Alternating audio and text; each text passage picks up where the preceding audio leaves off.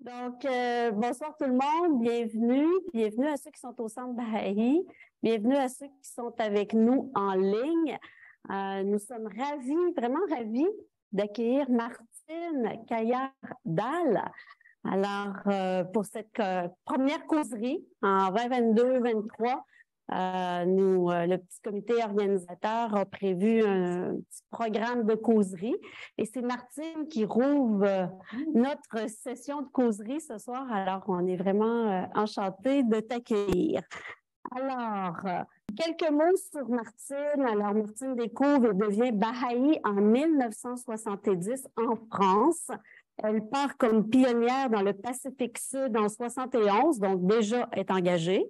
Entre autres, elle a été secrétaire présidente de l'Assemblée spirituelle nationale du Pacifique Sud, puis ensuite en Nouvelle-Calédonie de 1972 à 1984, couvrant en particulier les activités demandées par la Maison universelle de justice concernant les persécutions en Iran. Elle a été membre du Comité des affaires extérieures de l'ASN de France de 1985 à 86. Elle est aussi réalisatrice de films documentaires et aujourd'hui, elle est à la retraite, mais je sais qu'elle est une femme toujours très occupée. Elle a eu 2 superbes enfants, Agnès et Alexander, que nous, on a Alexander ici, puis Agnès est en France, alors c'est parfait, c'est équitable. Elle est une grand-maman de 7 petits-enfants, donc 4 au Canada et 3 en Suisse. C'est vraiment le propre d'une mamie internationale. Elle vit en France et est en visite pour quelques semaines avec nous. Elle est avec nous à Québec et évidemment, elle vit chez son fils Alexander. Donc, ce soir, elle va nous parler, je dirais, sur un ton plus intime, parce que un peu beaucoup, de l'Iran, de l'oppression et de la poétesse, parce qu'elle a eu la chance d'être très proche. Oui, je vais m'arrêter là, t'inquiète pas. Du sujet de ce soir. Donc, comme d'habitude, juste un petit peu rappeler, notre conférencière va donner sa causerie, va être entrecoupée de poésie. Et à la toute fin, nous allons prendre les questions. Ceux qui sont en ligne, vous avez juste à les écrire dans le chat. Puis, je pense que ça, ça va être ça, elle, qui va les dire pour vous. Et Martine pourra y répondre. Alors, sans plus tarder, Martine, à toi la parole. Merci de m'avoir accueilli, comme je disais. C'est bien de commencer cette série, parce que ceux qui suivent seront nettement mieux que moi. Je vais lire ce sera intime sans être intime, parce que je pense aussi à l'utilisation qui va être faite de cette vidéo après, et j'espère qu'elle va toucher aussi des personnes qui ne connaissent pas trop la situation des Bahaïs en Iran en particulier. Donc, l'actualité aujourd'hui nous parle de toutes ces femmes qui se lèvent pour défendre leurs droits fondamentaux, pour être au moins à l'égal les mêmes droits que les hommes. Et il y a une couverture médiatique assez énorme sur ce soulèvement. Et c'est une vraie bonne chose. Et avant toute chose, moi, je voulais, comme certainement nous tous ici, dire mon admiration pour toutes ces femmes et pipi aussi pour ces hommes. Et ils bravent qui bravent toute cette violence pour essayer de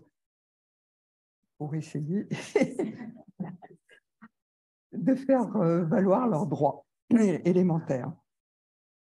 Et il faut qu'on se souvienne, si on est bien, nous, installés ici, moitié hommes, moitié femmes, ici, en nombre, et on est dans un pays comme en Europe, avec des pays qui ont, dans les constitutions, dans nos lois, cette égalité des droits entre l'homme et la femme, alors que dans pas mal d'autres pays du monde, c'est toujours pas le cas.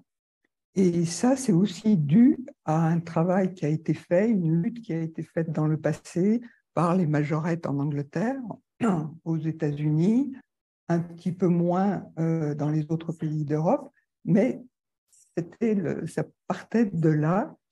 Et en Iran, on a eu aussi, cette histoire a commencé en 1800, on va dire 48, si je me souviens bien, quand une femme iranienne a retiré son voile. Et c'était un geste tout à fait symbolique qu'elle a fait, parce qu'après, elle l'a remis, etc. Mais c'était surtout pour montrer, affirmer un besoin de...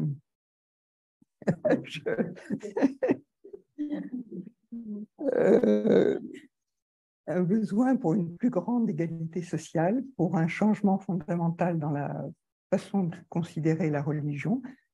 C'était la première Babi, donc ici on sait ce que c'est, mais ceux qui ne le savent pas, ils n'ont qu'à faire des recherches.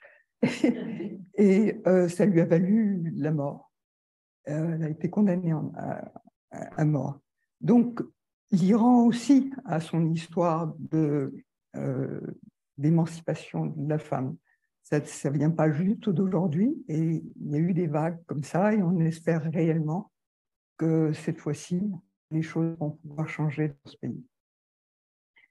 Et si les médias parlent beaucoup de ce soulèvement, en Iran, cette couverture, je disais donc, qui est presque universelle, il y a pratiquement tout le monde maintenant sait ce qui se passe en Iran, et c'est formidable. Mais du coup, ça occulte aussi d'autres choses.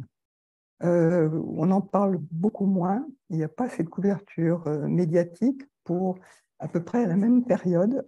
Donc, on va dire en fin juillet, début août, il y a eu une nouvelle vague de persécution pour les Baha'is, et en particulier pour les jeunes Baha'is.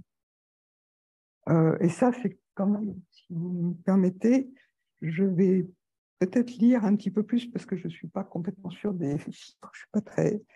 le 31 août 2022, donc là, 13 jeunes et un adulte Baha'i ont été arrêtés par le service de renseignement de la ville de Sari. Ils sont détenus depuis lors. On ne sait pas ce qui se passe. On n'a pas de nouvelles. La plupart ont été interpellés dans une demeure privée où les jeunes Baha'i, comme cela se fait, alors je suis désolée pour ma voix, plus je vais parler, moins vous allez m'entendre. Oui, ils étaient dans une maison privée et ils discutaient, comme on fait un peu partout dans le monde maintenant, sur le rôle des jeunes comme acteurs dans notre société. Je suppose qu'à Québec, on fait la même chose, en France, on fait la même chose, etc., pour essayer de comprendre ce qu'en tant que jeunes, on peut faire pour améliorer l'état de notre société. Et donc, ils étaient en discussion comme ça, et donc ils ont été arrêtés. Après, il y a eu, donc aucune information n'est disponible pour eux. Un jour plus tôt, le 30 août, une cour d'appel de la province du Fars a confirmé des peines d'emprisonnement de 25 autres jeunes résidant à Shiraz.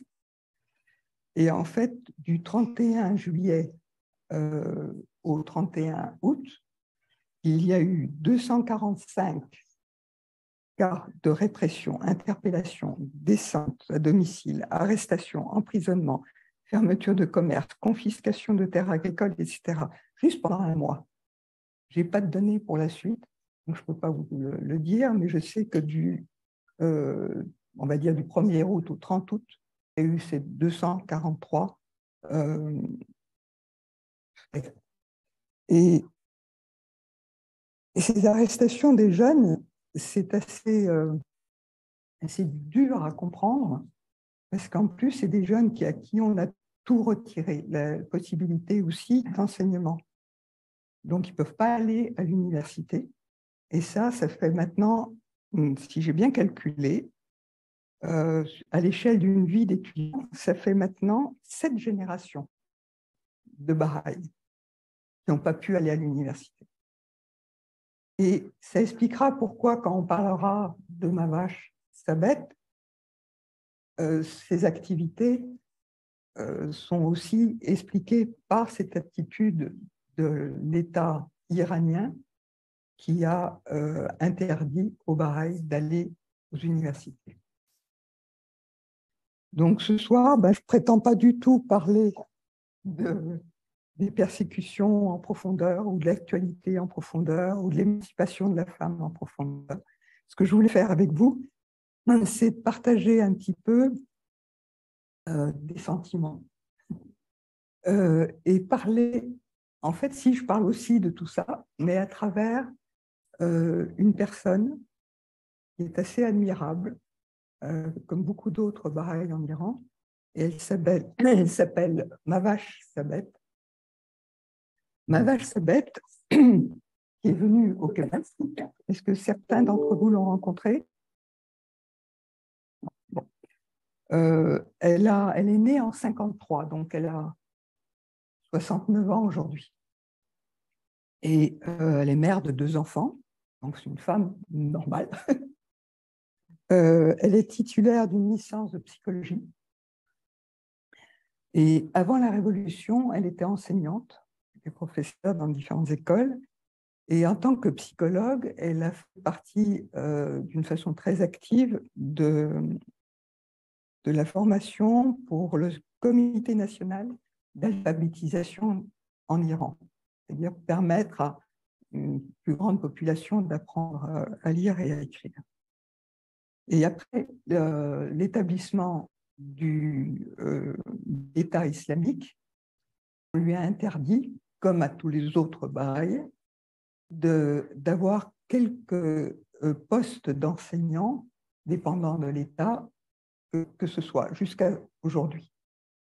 Donc, l'État islamique, c'était quoi, 79 jusqu'à aujourd'hui, aucun Bahreï, à moins qu'il renonce à sa foi, n'a le droit d'enseigner dans un établissement public qui dépend de l'État. Et donc, comme elle n'était plus en poste, ce qu'elle a fait avec d'autres Bahreïs, elle s'est occupée de ce que vous devez certainement connaître, qui est un enseignement supérieur pour les jeunes Bahreïs, pour qu'ils puissent avoir un enseignement universitaire reconnu dans le monde, ou par les États-Unis, ou par certains pays d'Europe. Je ne sais pas, pour le Canada, je crois aussi. Et elle organisait avec les autres qu'on appelait les Yaran, c'est-à-dire les amis, l'enseignement dans différentes matières, en cherchant des professeurs un petit peu partout dans le monde qui participaient à l'enseignement de ces jeunes qui restaient en Iran, parce que c'est leur pays, parce qu'ils aiment leur pays, comme Mavache Sabet aime son pays, comme nous tous aujourd'hui. Je pense que l'Iran représente certainement beaucoup plus pour nous tous, parce que c'est là qu'est né notre fondateur de la foi Bahreï, et on a un respect pour ce pays et un amour de ce pays à travers le monde. Vous trouvez des Bahreïs partout qui aiment ce pays. Et d'accuser des amis d'espionnage et de vouloir nuire à l'État iranien est pour moi une aberration la plus grande. Je n'ai jamais vu des gens qui aimaient autant leur pays. Mais ça, c'est une parenthèse. Mais je n'ai pas bu. Et vous me dites si c'est trop casse-pied. Hein.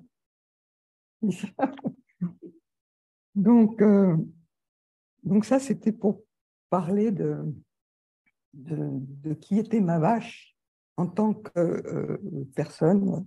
Là.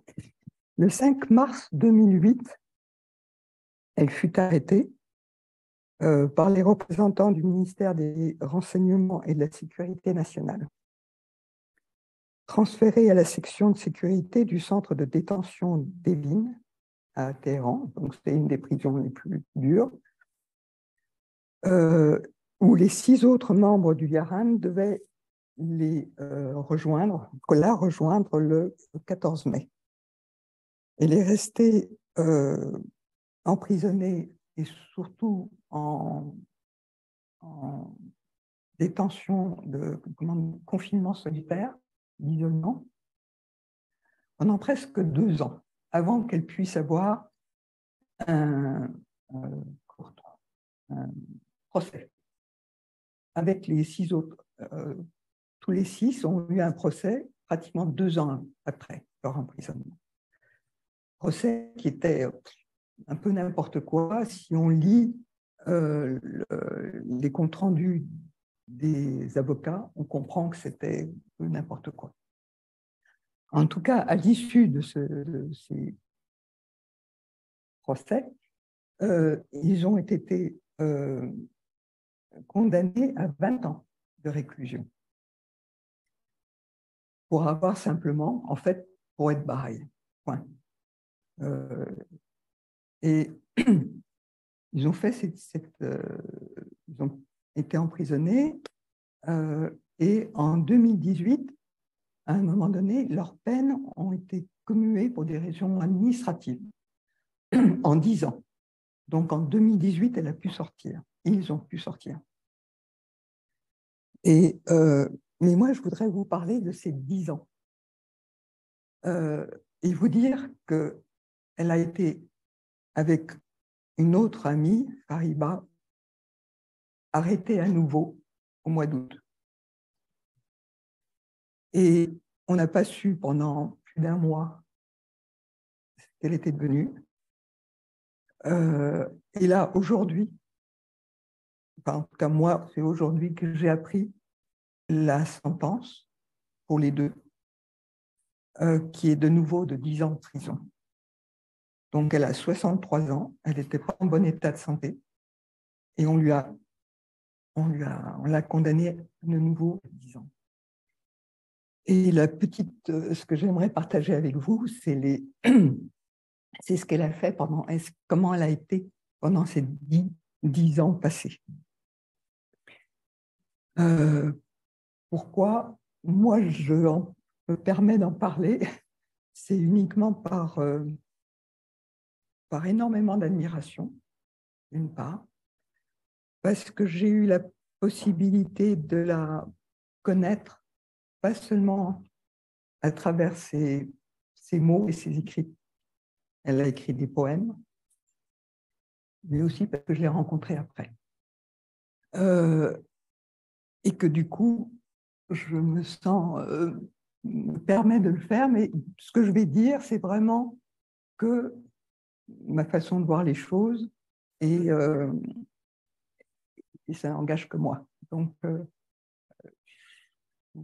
prie de m'excuser, je ne vais pas vous donner des informations, je vais vous donner des ressentis. Et peut-être comme information quand même, voilà, qu'est-ce que je voulais vous dire? Oui, donc pendant ces 10 années, de 2008 à 2018, elle a écrit. Et on se dit, quand on sait comment sont ces prisons, d'écrire des poèmes. Bon, elle a écrit aussi un journal, mais ça, peut-être que je ne sais pas. La poésie, elle l'a écrit. Elle l'a écrit sur des petits bouts de papier, du papier hygiénique, des papiers, serviettes, des machins comme ça. Et je voulais vous lire, pour vous décrire quand même le contexte d'une cellule, pas de toutes, parce qu'ils ont été déplacés de prison dans 3 prisons principales. Je voulais vous décrire la cellule, pas à travers elle, parce que du coup, là, on l'a dans les poésies, mais c'est peut-être plus objectif si la description vient de quelqu'un d'autre. Et ce quelqu'un d'autre, c'est Madame, je vais vous le dire, comment elle s'appelle, Madame Saberi, qui est pas bahaï, qui est une journaliste franco-américaine, qui a été aussi accusée d'espionnage, parce que visiblement c'est ce qu'on dit d'habitude, mais qui a été libérée par une pression internationale assez importante, et en particulier par les Américains. Donc, elle a été libérée. Et quand elle a été libérée, elle a écrit des articles et elle a parlé de son emprisonnement. Et elle a été dans la même cellule que Mavache Sabet et Fariba, j'arrive à me souvenir de son nom. Malabadi, merci. Et donc, sa description, donc, elle a passé 3 semaines en début 2009, donc 1 an après. Et elle, dans cet article publié, je vais vous le lire, alors qu'elle sortait d'une période, c'était Mavache Sabet et Fariba Kamalabadi, pardon, qu'elle sortait d'une période de confinement solitaire, les 2 femmes Baha'i sont confinées avec 8 autres personnes dans une petite cellule d'environ 4 mètres sur 5. On est 8, je ne sais pas combien on est là, on peut imaginer, avec 2 fenêtres recouvertes de métal, pas de lit, pas d'oreiller, et elles utilisent leur tchador comme drap. Le sol est en ciment, recouvert d'un tapis très fin, et souvent les prisonnières avaient des hématomes juste en dormant dessus. Un article dans le Washington Post, mais là je ne sais pas de qui, rappelle qu'un seul stylo leur avait été accordé pour elles 2. Inutile de vous dire, elles y attachaient un grand prix. Et c'est là où ça devient un tout petit peu plus personnel. En 2011, Monsieur Ali Nakjavani et Madame Violette Nakjavani ont reçu, par l'intermédiaire d'amis en Iran, ils ont reçu 25 de ses poésies, 25 de ses poèmes. Et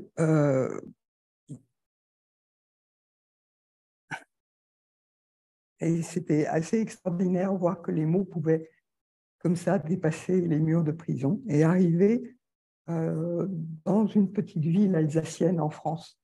C'est là qu'habitait à l'époque Nakjavani. Et Violette Nakjavani avait à l'époque 83 ans. Elle était malade et elle a décidé, et c'était la période du jeûne, à 83 ans, de toute façon, elle n'aurait pas fait le jeûne, son mari non plus, elle était malade, et elle a dit, c'est la période du jeûne, moi, pendant cette période, chaque jour du jeûne, je sais que les prisonniers font le jeûne, et ils faisaient le jeûne. C'était assez extraordinaire aussi, quand on sait qu'ils avaient tellement peu à manger. Chaque jour du jeûne, je vais dédier au travail de la traduction.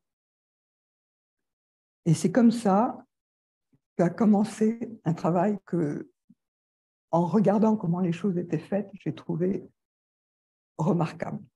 Parce que j'étais témoin. Alors, ce qu'il faut... la volonté et l'énergie qui était donnée par Violette Nakjavani pour faire ce travail était incroyable. Et on ne pouvait qu'imaginer que c'était vraiment par les mots qui sortaient de prison qu'il trouvait cette force. Et ce qui se passait, c'était que Bahi Nakjavani, qui est une écrivaine reconnue, mais de langue anglaise, elle écrit en anglais, et elle ne lit pas le persan, elle le parle, mais pas plus que ça. Donc, elle avait besoin qu'on lui donne la signification de chaque mot. Bon, après, c'était sa grande qualité d'écrivain, traduire, mais pas le traduire, l'adapter. Parce que de la poésie, ça ne se traduit pas mot à mot.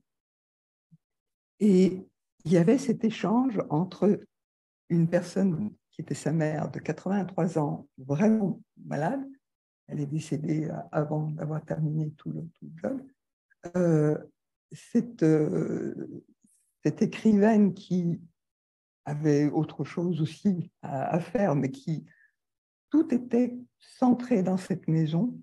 Et quand ils avaient un doute sur une compréhension, le père, M. Nekjavani, intervenait pour donner sa compréhension de chaque mot.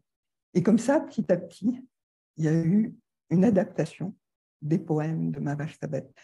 Et lorsqu'on avait demandé un jour, c'est des peines internationales, on en reviendra plus tard, avait demandé à Bailly Nekjavani d'expliquer, de venir expliquer le processus de traduction de ces poèmes.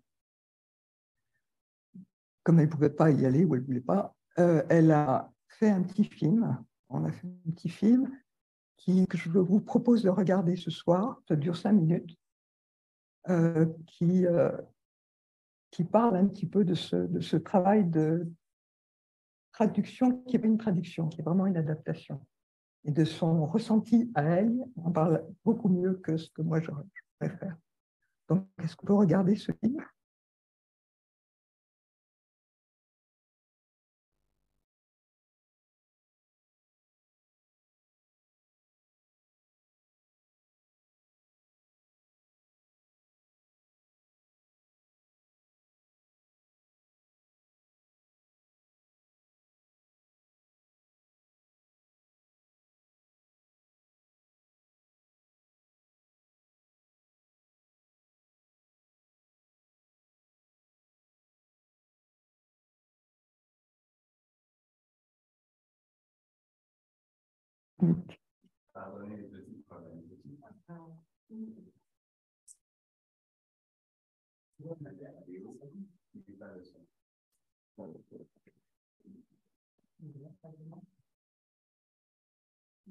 Vous pouvez trouver cette vidéo sur YouTube que PEN International a mis sur son site, que nous, on met aussi avec traduction.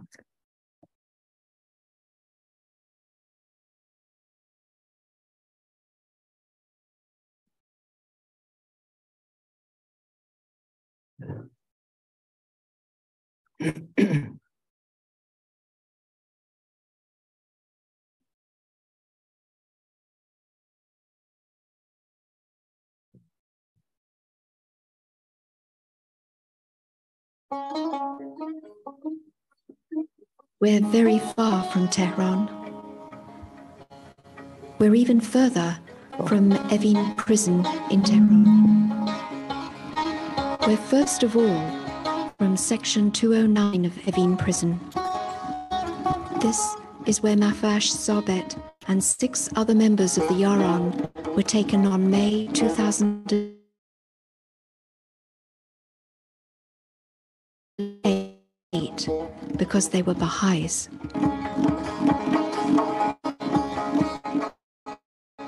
Over 15,000 political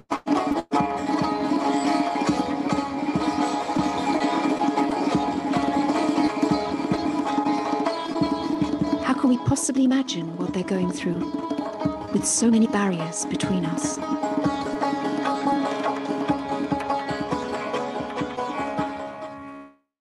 There's the sheer physical distance to begin with that lies between us and them.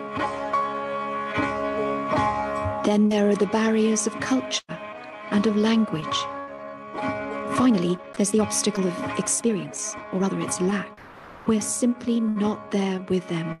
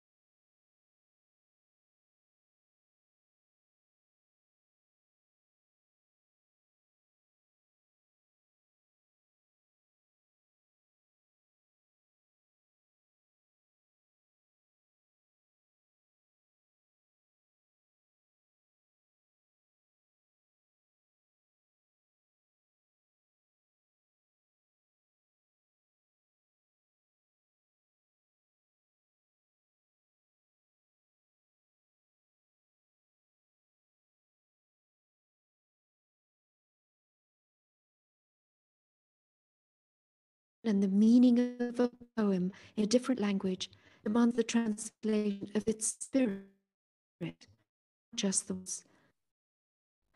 And if anything survives that passage, it is a miracle.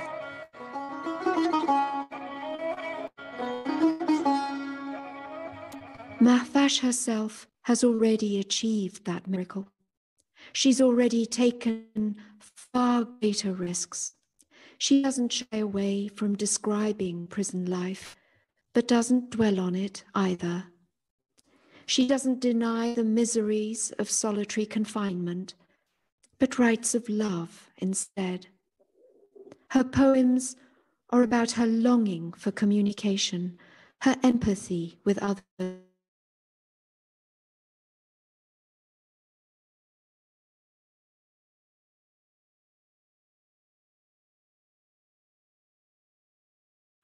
Of Evin prison in Tehran, she takes us there in a single bound. She has no need of translation, for she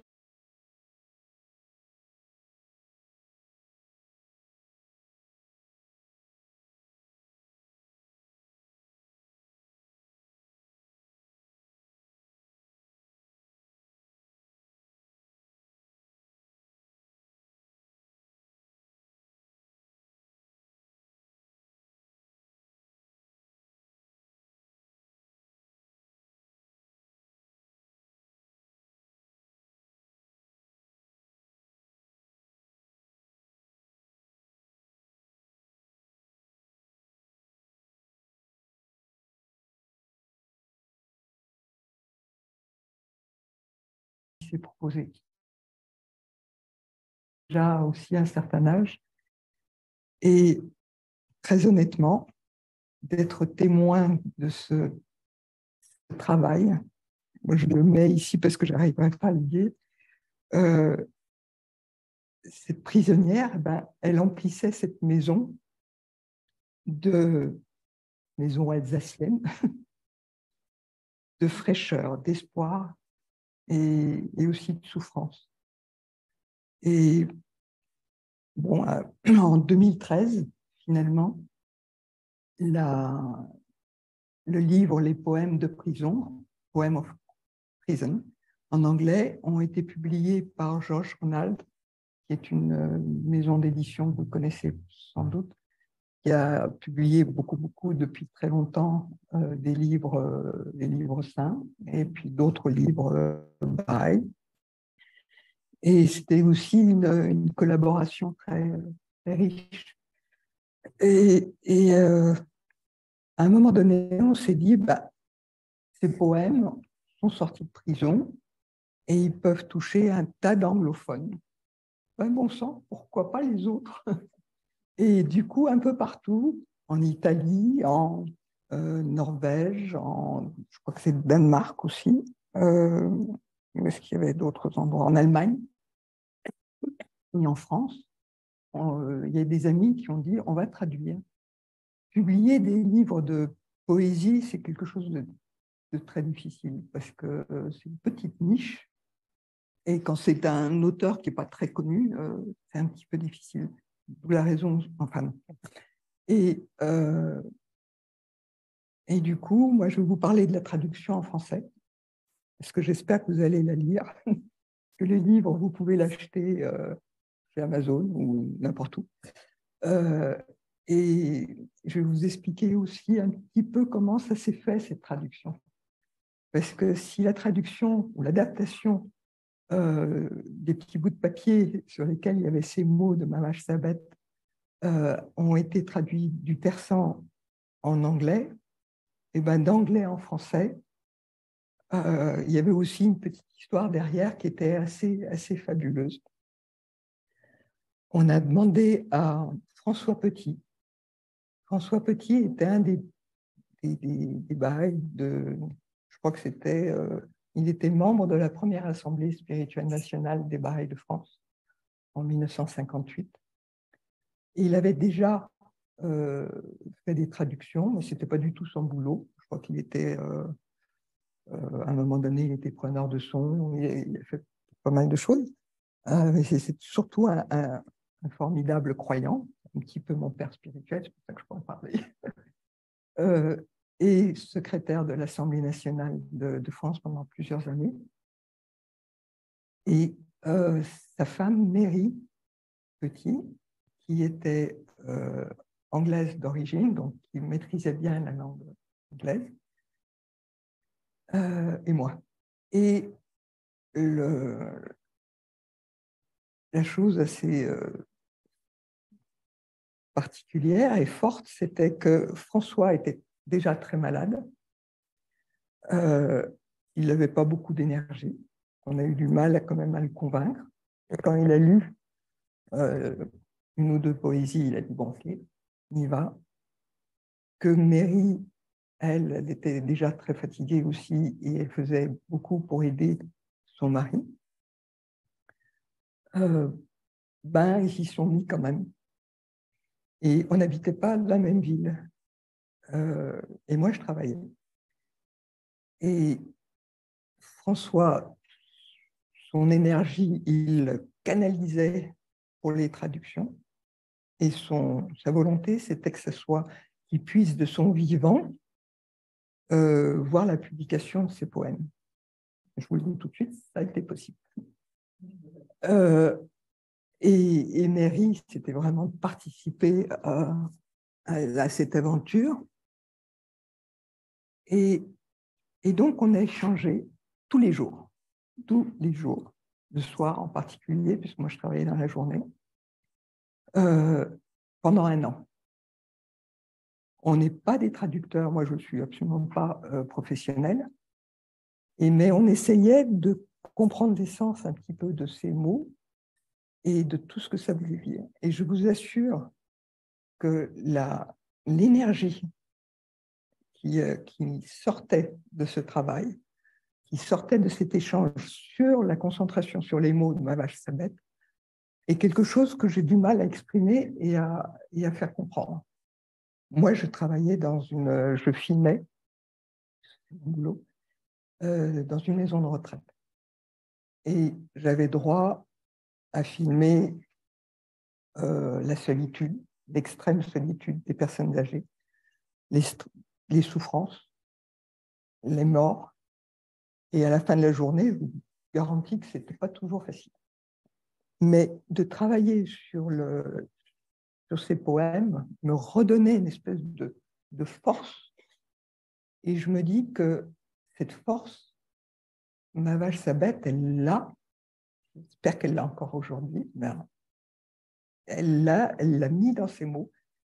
Et quand on dit les poèmes de prison, on va penser que c'est lugubre, que c'est triste.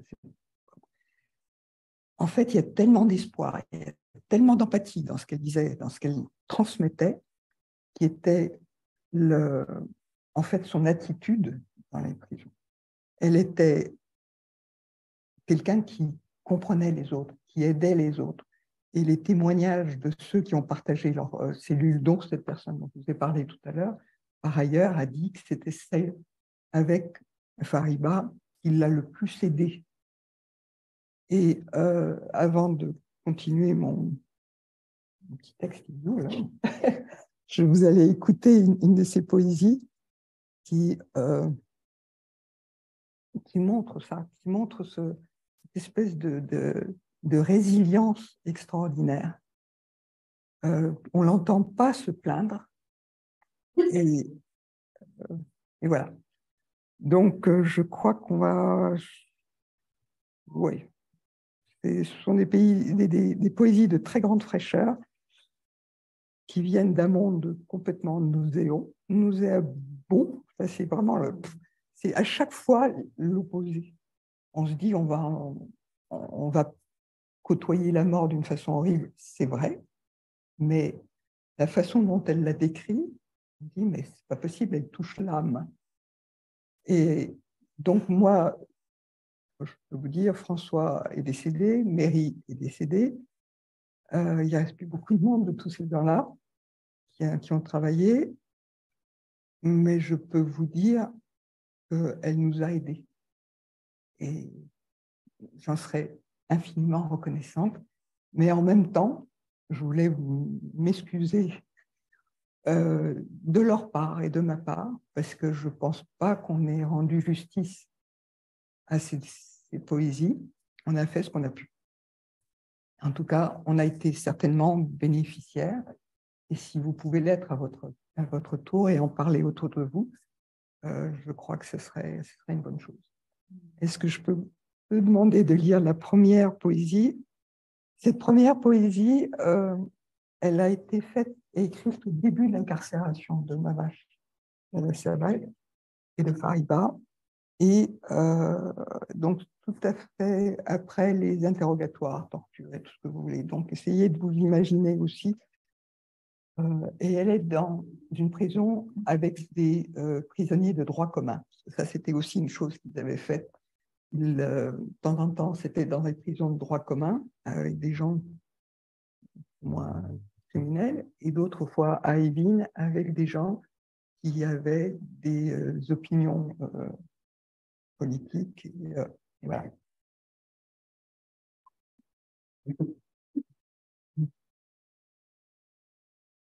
Sans frontières. Les yeux dans les yeux, genou contre genou. Libérés de ce qui fut et de ce qui pourrait être, nous scrutions nos miroirs ternis par la crasse. Tentant de découvrir sur leur surface souillée ce miroitement où scintille encore le soleil, comme l'or des tempes de la plus belle mariée du monde. Envoûtés par la montagne d'amour, charmés par la senteur des pelouses vertes et des géraniums rouges. Et tout autour de nous, de chaque côté, des syllabes et des sons incohérents, résonnaient, car quoi qu'ils aient été, ces bruits dissonants n'étaient guère des mots, tandis que nous, tels que des lettres jumelles, étions liés en parfaite harmonie, les yeux dans les yeux, genou contre genou. Envoûtés par la montagne d'amour, charmés par la senteur des pelouses vertes et des géraniums rouges. Nous ne savions alors que nous tentions d'apporter le calme et de faire taire la cacophonie par nos silences. Nous ne savions que tentant de refléter le charme de cet endroit lumineux dans nos propres âmes maculées, nous pouvions autant déranger, perturber ces cœurs éteints.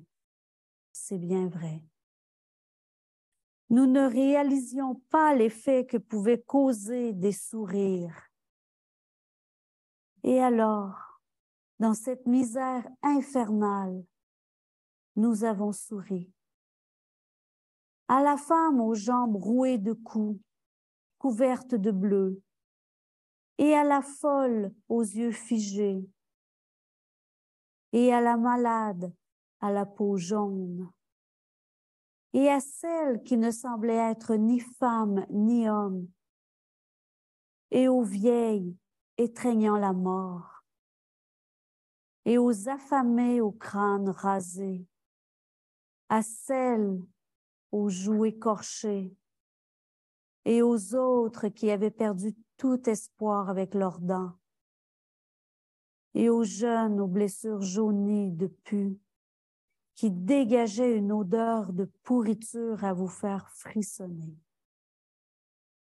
aux voix rouillées et aux pensées flétries, et aux innocentes aux regards suppliants, dont les doigts s'agrippaient et les voix gémissaient à la façon des vrilles collantes d'une encolie anxieuse. Car, dans cet endroit de malheur, un sourire suffisait pour évoquer la senteur des pelouses vertes et des géraniums rouges. Et un simple mot rappelant le caractère sacré de l'humanité suffisait à rassembler les cœurs brisés et à en recoller les morceaux. Ainsi, peu de temps après, les femmes commencèrent à se pencher, d'abord en cachette, puis ouvertement sur les pages du livre. Et une charmante fillette, apprenant à lire pour la première fois, vit comment des syllabes séparées se rassemblaient pour donner un sens. Oh, que ses yeux brillèrent en contemplant cette beauté! Combien son rire fit écho à cette beauté! Et avec quelle habileté elle expliqua ce qu'elle avait vu. Nous n'avions pas compris que d'autres, ignorant comment des lettres se trouvaient reliées entre elles, pouvaient désirer les séparer les uns des autres. Nous ne pouvions deviner que ces illettrés, pratiquant la soustraction plutôt que l'addition, iraient aussi loin, non seulement pour nous bannir, mais pour essayer de nous effacer du lexique. Mais dès lors, la plupart avaient compris, la plupart avaient perçu l'harmonie et réalisé que des syllabes différentes se réunissaient pour faire un mot. Et certaines ont même commencé à feuilleter les pages du livre ouvert et commencé à lire qu'il n'existait pas de frontière entre ce qui est vu et ce qui est dit. Unis ensemble, les yeux dans les yeux, genou contre genou.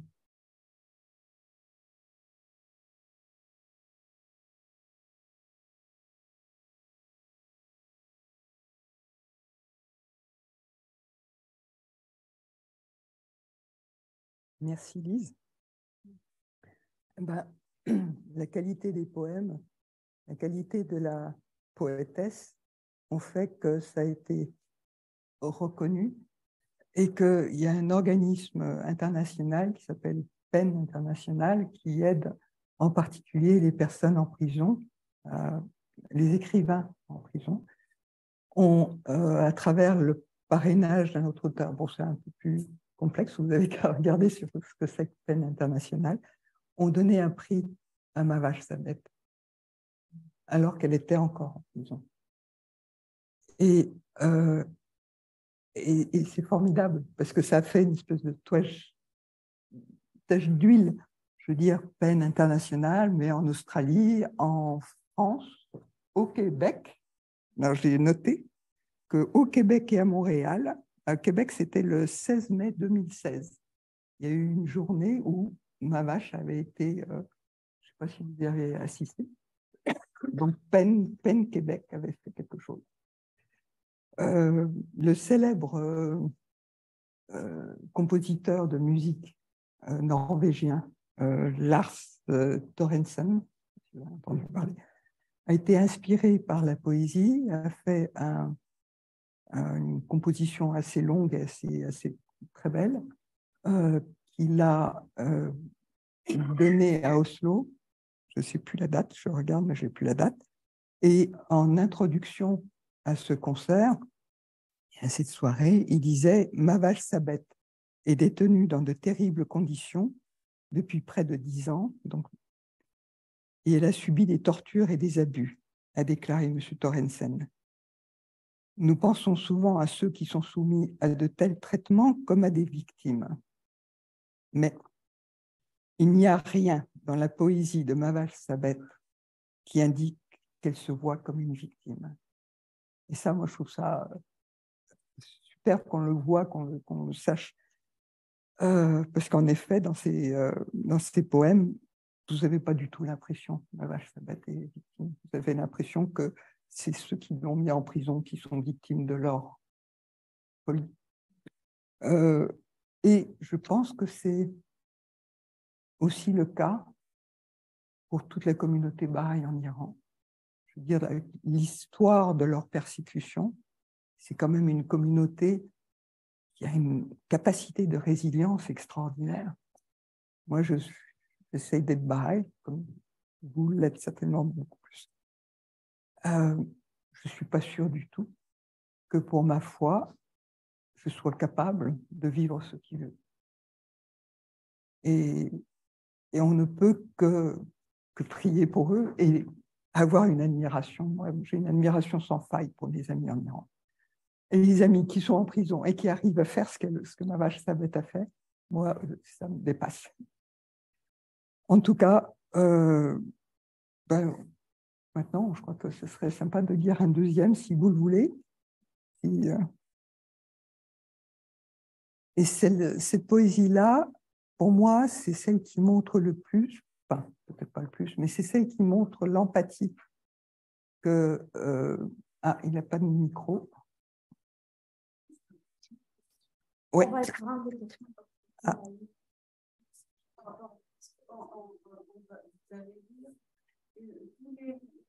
Non, on dit que 3. Donc celui-là, c'est le deuxième, et à la fin, avant de clôturer. Moi, j'avais comme... C'est quoi selon... Vous avez même participé à une traduction de c'est quoi, quel est le poème qui pour vous dégage le plus de vivance? Ouais, on va écouter ça. Puis... La question, c'est à la fin. C'est ça qu'on a vu de mettre à la fin. On vous donnera le micro, comme ça vous allez poser la question. Ça va être parce qu'il y a comme la poésie. D'accord, on en parlera après. D'accord, on parlera après. Je ne suis pas sûre de savoir laquelle. Quand elle mourut, une femme est morte ici, tôt ce matin. Quand elle mourut, les vagues de son souffle se brisèrent, les unes après les autres, sur le sable mouillé, impuissante à ramener le tas de coquilles trempées, les fracassant une à une tel le verre contre la grève. Lorsqu'elle mourut, la lumière de son visage s'estompant, jaunie comme l'herbe ondulante de la plaine, finalement affaiblie, le regard désormais absent, tandis qu'elle renonçait au devoir de respirer, un long soupir, et puis plus rien. Et quand elle mourut, une gardienne insensible vint enfin la fourrer dans un sac, comme si elle n'était qu'une branche d'aiguille de pin desséchée. Ce fut aussi simple que ça, le matin où elle mourut. Personne ne demanda pourquoi les ailes du papillon avaient viré au bleu. Personne ne s'inquiéta de ce qu'elle avait bien pu penser, ni à ce que le chrysanthème, se penchant à son oreille, avait bien pu lui murmurer au seuil de la mort. Et nul ne demanda qui avait allumé la bougie lors de sa venue, ou si son départ avait été tel qu'elle l'avait rêvé auparavant. Tout ce qu'ils dirent fut « Bon, la pauvrette est enfin libre. » Et ça, j'en fus témoin. Si léger son baluchon, qu'une fourmi aurait pu l'emporter tel un grain de blé. Et ça, j'en fus témoin. Sa nourriture, une miette de pain si petite qu'un ver au fond de l'eau aurait pu l'avaler. Et ça, j'en fus témoin. Mais derrière ses yeux vitreux apparaissait un pâle signe de sérénité, tandis que les mélodies d'humilité emplissaient sa bouche. Ses lèvres étaient soulignées par l'azur clair des cieux, et ses joues étaient pâles comme la lune jouant avec l'aurore. Et ça, j'en fus témoin. Peut-être quelqu'un venait-il de loin à sa rencontre pour la saluer d'une branche de lumière étincelante, l'extrémité de ses doigts étant devenue translucide. Ou quelqu'un peut-être la prenait-il par la main pour la conduire peut-être vers d'autres terres, qui sait. Peut-être trouva-t-elle enfin un foyer, juste assez grand pour une prière. Ou peut-être quelqu'un l'emmena-t-il voir Dieu, quelque part dans les plus hautes sphères. Et peut-être que Dieu lui offrit là un refuge, un seuil qu'elle pourrait appeler sien, et lui donna tout juste assez d'ombrage pour la joie, pour une bouchée de paix, pour le goût de l'amour. Et peut-être que Dieu, au moins, crut en ses souffrances.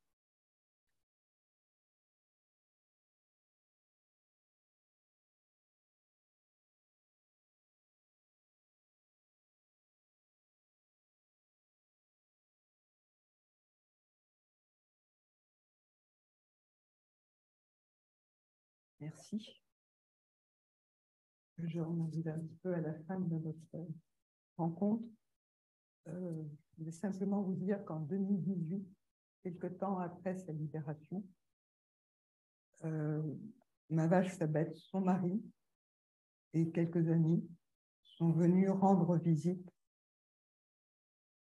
à monsieur et madame Nekjavani et souhaitaient rencontrer ceux qui avaient traduit un petit peu ces mots.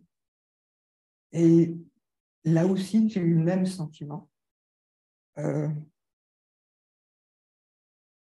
Violette, elle était plus de ce monde, je vous l'ai dit tout à l'heure.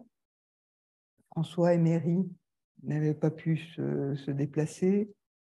Ils ont eu un petit échange par Skype, mais c'était un petit peu difficile. Mais quand même, elle a voulu les saluer. Et M. Nekjavani et Bailly ont eu l'honneur de passer quelques jours en sa compagnie et ils m'ont invité de partager ces moments qui sont restés pour moi inoubliables.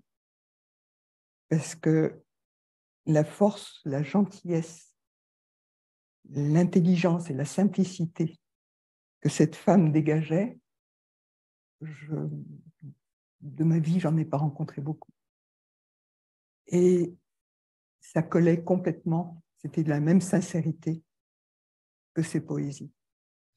Et ça me ferait vraiment plaisir qu'on puisse, après, tout seul entre nous, avoir une pensée pour elle et pour tous les amis en Iran qui souffrent de, on ne va pas dire autre chose que de la bêtise et de la cruauté des autorités. Voilà. Donc, je trouve assez révoltant qu'on ait de nouveau condamné à 10 ans de prison. Fariba, pareil. Et troisième, je ne me souviens plus du nom, un homme. Pareil, 10 ans. Je ne sais pas si vous vous rendez compte. Quand on est jeune, 10 ans, ce n'est pas grand-chose. Quand on a mon âge, quelques-uns d'entre nous sont là, 10 ans, c'est énorme. C'est la fin de notre vie, quoi. Et il faut espérer qu'elle ait la même force pour continuer à aider ceux qui l'entourent et à vivre. Voilà, c'est tout. Je vous remercie. S'il y a des questions, vous allez rajouter quelque chose qui ne serait pas bien.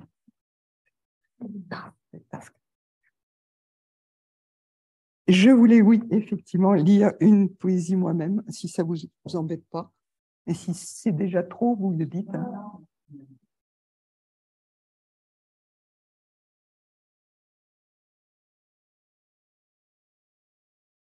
Mais c'est vraiment pour elle. Et d'elle. C'est pas celle-là. Ouais, ah, celle-là. Désolée. Ça s'appelle « Souviens-toi de moi ». Quand tu te sens captive comme un oiseau, quand tu te sens acculée telle une étrangère épuisée, quand tu es perdue et ne vois pas d'issue, et que tu penses avec joie à ton foyer, mais sans espoir, souviens-toi de moi. Quand ta coupe de vin est vide d'amour, quand le printemps est privé du parfum des fleurs, quand tes joues sont humides de chagrin solitaire, Quand tu traverses les vallées de la perplexité, souviens-toi de moi. Quand un ami joue de la musique pour soulager son cœur, autant le chagrin d'un espoir plaintif. Quand ta tristesse s'atténue alors que, levant les mains, tu supplies que s'ouvre cette porte bardée de fer, souviens-toi de moi. Quand la brise du matin t'apporte des messages d'amour et l'espérance d'une douce réunion, quand des êtres chers apparaissent, apaisent ton cœur brûlant, souviens-toi de moi, qui pleure ici, toute seule. Ô serviteurs de cette majestueuse manifestation, témoins de cet être paré de grâce céleste, ô toi qui perçois son commandement, essence de compassion, qui foule la poussière devant la face de ce bien-aimé, souviens-toi de moi, car sans toi, je ne suis rien. Une encolie qui ne sait à qui s'agripper hormis toi. Un mendiant à tes pieds, à ta merci, dont la vie même dépend entièrement de toi. Tu es l'esprit et moi, seulement le corps. Et pourtant, nous sommes unis et entiers, rime unique. Tu es l'essence du mot et moi, son frêle symbole, fascinée par ta beauté, amoureuse de ton doux nom. Regarde-moi, détachée, me réjouissant devant ce talisman. Souviens-toi de moi, enivrée à la seule pensée de toi. Viens à moi, attentif, quel que soit mon état. Fais-moi signe et je renoncerai à ma vie pour toi. Combien légères dans tes mains les rênes de mon souffle.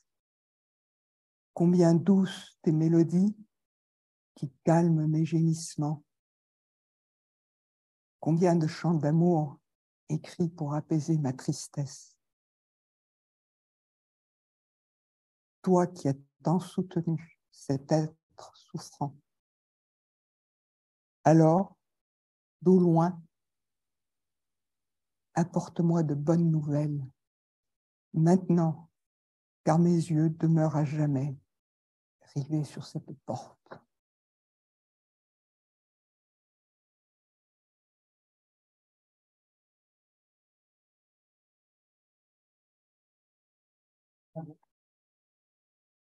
Merci beaucoup, Martine. C'est une première causerie, mais c'est très touchant. Je pense qu'on est tous touchés en plein cœur et ça nous ramène vraiment à l'essentiel. Et c'est un travail admirable, la traduction.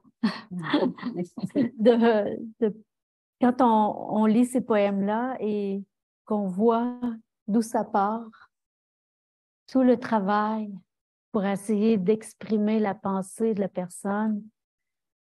J'étais en train de m'imaginer, mon Dieu, tous ces petits papiers qui ont circulé. C'est fascinant. C'est fascinant.